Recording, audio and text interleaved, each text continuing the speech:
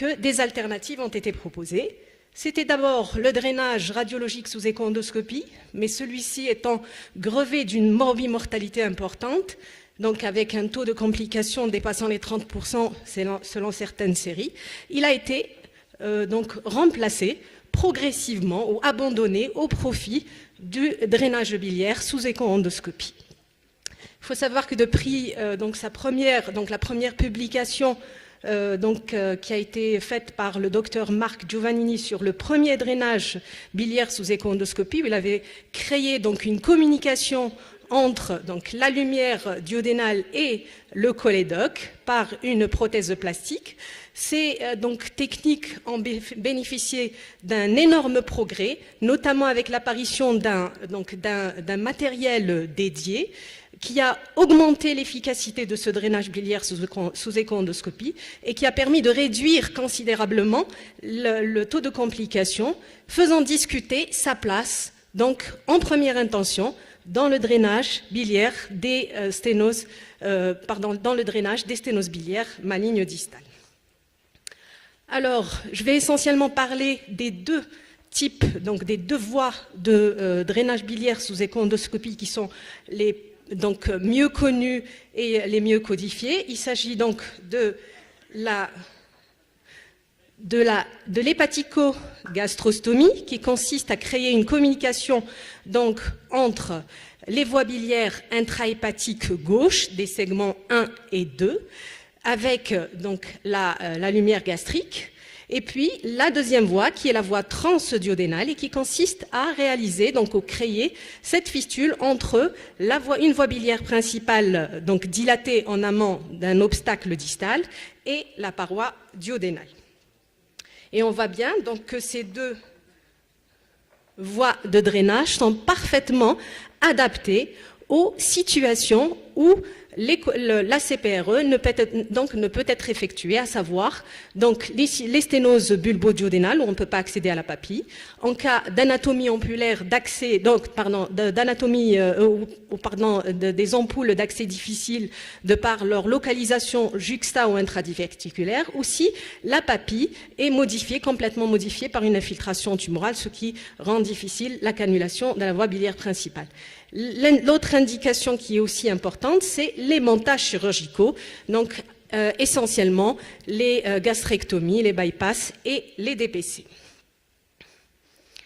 Alors, autrefois, donc, ces situations étaient systématiquement où ces malades étaient systématiquement confiés à nos confrères radiologues pour un drainage biliaire radiologique, mais donc depuis l'apparition, depuis la publication des résultats des différentes méta-analyses, donc analysons donc le taux de succès et la morbimortalité de ces techniques par rapport au drainage sous écho-endoscopie, donc montrant une supériorité du drainage sous écho-endoscopie, une moindre morbimortalité, les recommandations actuelles donc, de l'ESGE recommandent le drainage sous écho-endoscopie en première intention en cas d'échec de CPRE pour obstruction maligne biliaire distale. Alors, on arrive donc aux techniques de drainage biliaire sous endoscopie. Comme toute endoscopie, les malades, donc l'examen est fait chez des patients à jeun depuis au moins 12 heures, sous sédation au mieux sous AG.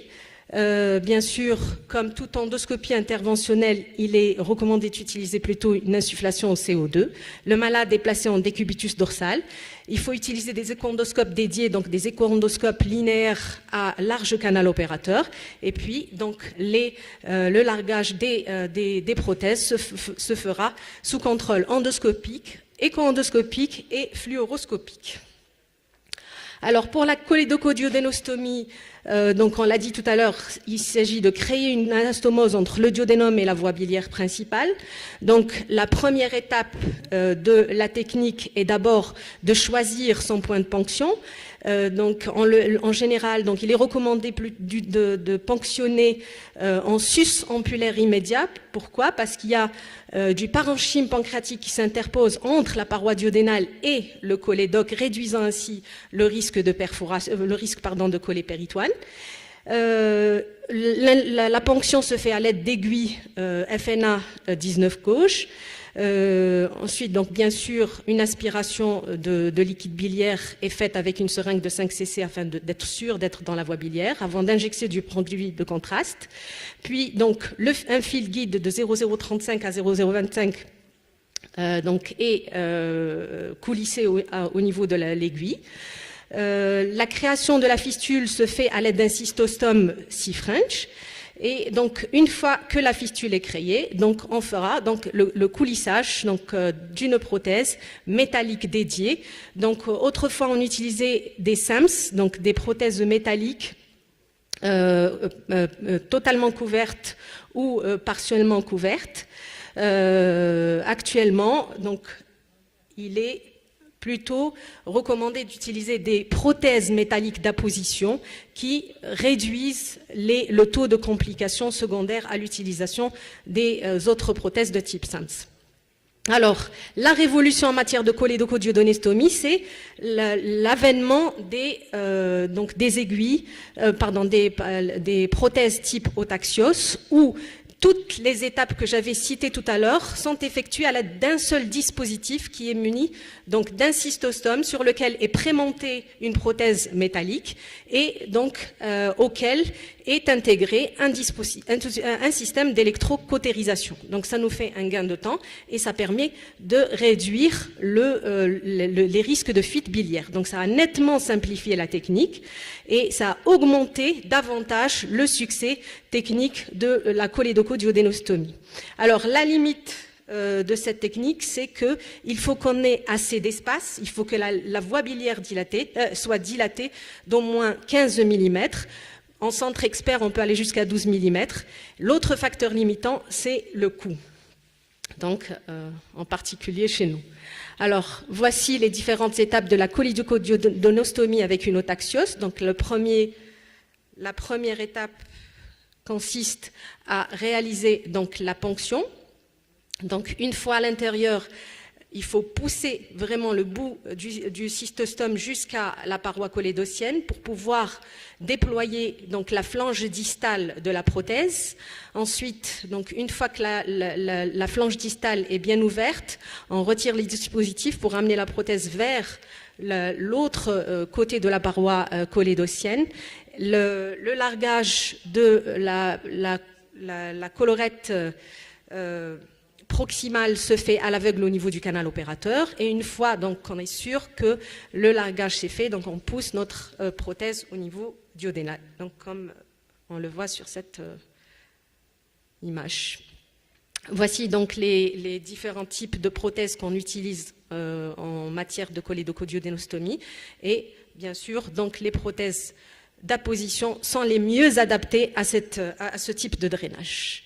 L'hépaticogastrostomie, donc c'est la réalisation d'une anastomose hépatico-gastrique.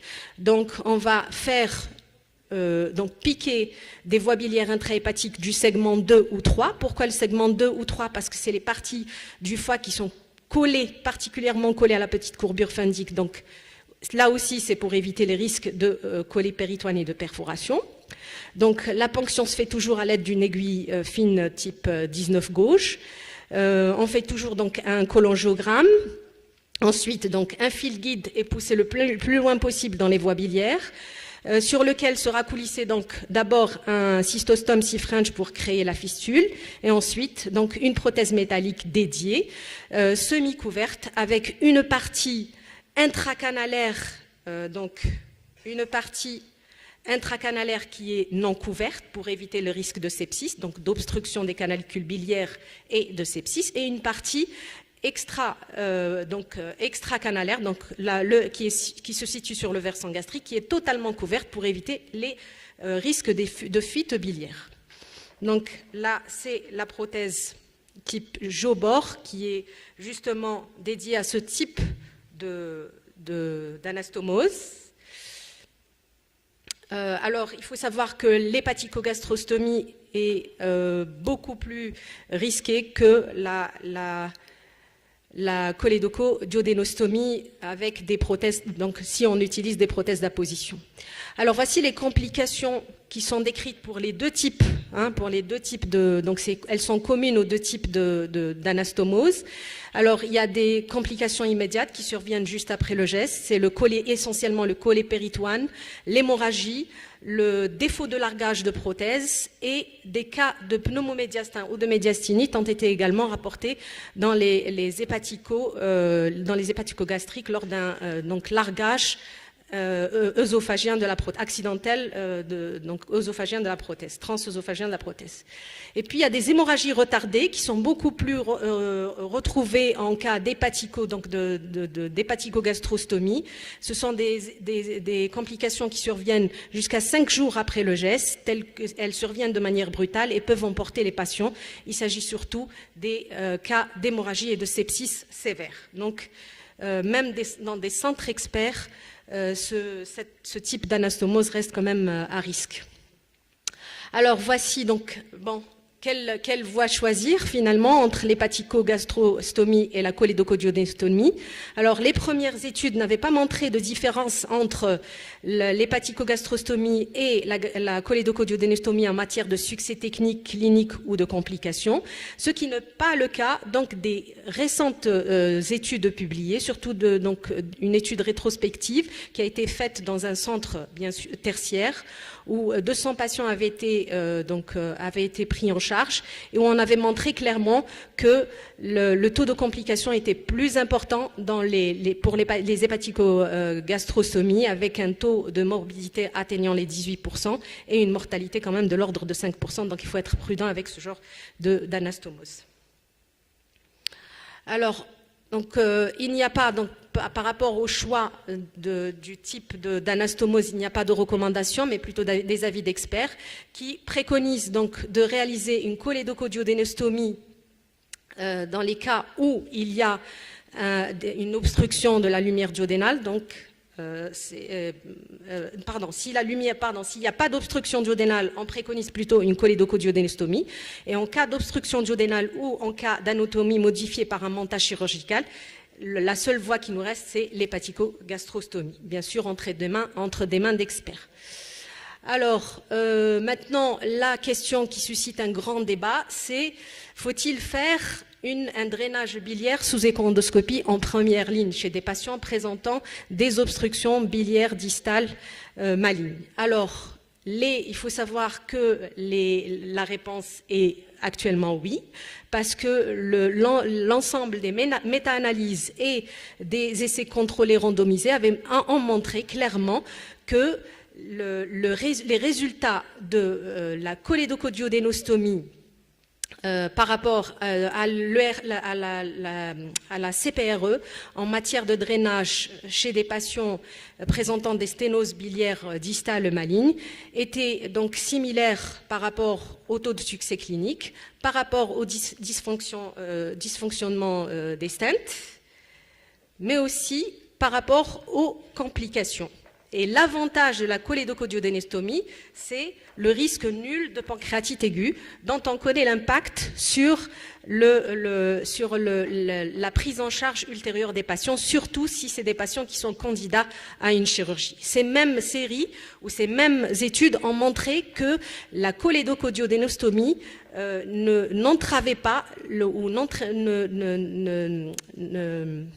ne gênait pas les chirurgiens lors de leur geste chirurgical, lors des DPC. Voilà. Et je vais conclure pour vous dire qu'à l'heure actuelle, la CPRE reste la méthode de référence dans le drainage des sténoses biliaires malignes distales, qu'en cas d'échec ou d'impossibilité de CPRE, l'ESGE recommande d'utiliser le drainage biliaire sous échoendoscopie en première intention, que le développement de matériel dédié, notamment avec la révolution Axios, a augmenté l'efficacité technique et a nettement réduit la morbimortalité liée à ce type de drainage, et que tout ceci pourrait nous conduire à discuter le drainage sous écho-endoscopie en première intention chez des patients présentant des sténoses tumorales malignes, donc biliaires distales, aussi bien en situation palliative qu'en préopératoire. Je vous remercie.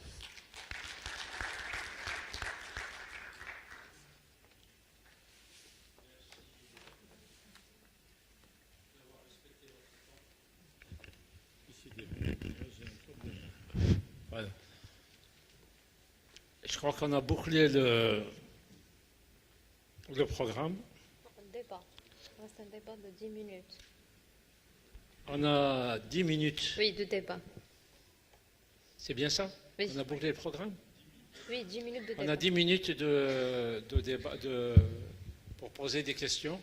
Courtes, s'il vous plaît. Alors, Dr Hassan Khouja. Est-ce qu'il y a des questions pour M. Hassan Khouja? Allez, Layada. À toi la parole.